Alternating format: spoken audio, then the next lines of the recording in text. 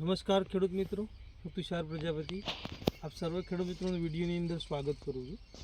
આજે આપણે એક તમાકુના ફિલ્ડ ઉપર આવ્યા છીએ અને ત્યાં આપણને જોવા મળ્યું છે કે તમાકુની અંદર એક પત્તામાં આ રીતનો સુકારા જેવો પ્રોબ્લેમ જોવા મળી રહ્યો છે। તો ઘણી જગ્યાએ ખેડૂત મિત્રોને આવી સમસ્યા આવી રહી છે, તમાકુની અંદર ક્યાંક ક્યાંક પત્તા સુકાય છે અને મોટા પ્રમાણની અંદર ફિલ્ડમાં પ્રોબ્લેમ જોવા મળી રહ્યા છે। તો એ ખેડૂત મિત્રોને આપણે જણાવીએ કે જો કેમિકલમાં આપણે જો એનો કંટ્રોલ કરવો હોય તો એઝોક્સિસ્ટ્રોબિન પ્લસ ટેબુકોનાઝોલ અથવા એઝોક્સિસ્ટ્રોબિન ડાયફેન્કોનાઝોલ અથવા મેન્કોજેબ એઝોક્સિસ્ટ્રોબિનનો ઉપયોગ તમે કરી શકો છો કે જેનાથી તમને એક અસરકારક નિયંત્રણ મળે છે।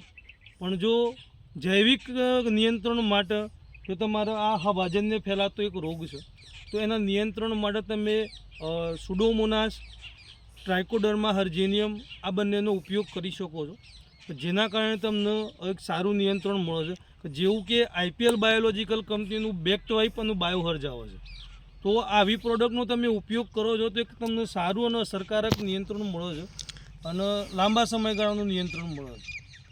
તો હું ખેડૂત મિત્રોને ભલામણ કરું છું કે જેવું મેં અત્યારે જણાવ્યું કે આઈપીએલ બાયોલોજિકલ કંપનીનું બેક્ટવાઇપનું બાયોહર્જનું આવા પ્રોબ્લેમની અંદર પણ તમે ઉપયોગ કરી શકો છો। જય હિન્દ, જય ભારત।